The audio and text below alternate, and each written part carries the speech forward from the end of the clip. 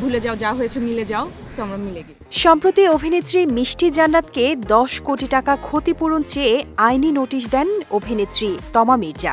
একই পথে হাঁটেন মিষ্টি জান্নাতও।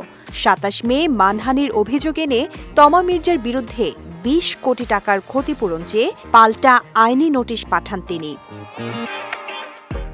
আশার কথা হলো এই পাল্টাপাল্টি অভিযোগ আর গড়াচ্ছে না আদালত পর্যন্ত। 28 মে বিকেলে শিল্পী সমিতির কার্যালয়ে এই দুই নায়িকার দ্বন্দ্বের অবসান হয়েছে। তমা মির্জা ও মিষ্টি জান্নাতের মাঝে লিখিত সমঝোতা হয়েছে বলে জানান শিল্পী সমিতির সহ-সভাপতি ও অভিনেতা DA তায়েব। সমিতির সভাপতি জনাব মিশা সওদাগর এর উদ্যোগে নিম্নবর্ণিত কার্যকরী পরিষদ সদস্যদের উপস্থিতিতে বিষয়টি সুষ্ঠু সমাধান হয়ে যায়। পুরো বিষয়টির সুন্দর সমাধান হয়েছে বলে জানান দুই অভিনেত্রী। নিজেদের প্রতিক্রিয়ায় তমা ও মিষ্টি জানান সমস্যা হয়েছিল, এর সমাধানও হয়েছে। একটা যে ঘটনাই হোক, সেটা আমার বা মিষ্টির হোক বা আশেপাশে যারই হোক, এটা আর্টিস্ট হিসেবে বা চলচ্চিত্র শিল্পী হিসেবে এটা আমাদের কারোর জন্যই কাম্য না।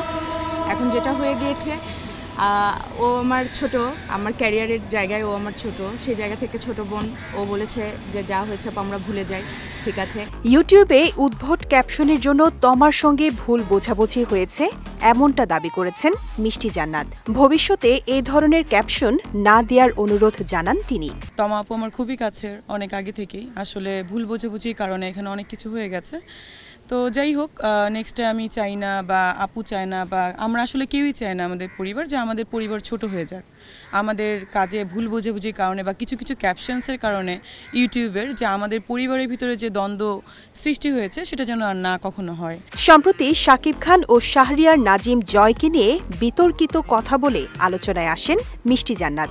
বিভিন্ন সাক্ষাৎকারে বলা মিষ্টি কথাগুলো ভালোভাবে নেননি চিত্রনায়িকা তমা মির্জা। তারপর থেকেই দ্বন্দ্বে জড়ান এই দুই নায়িকা।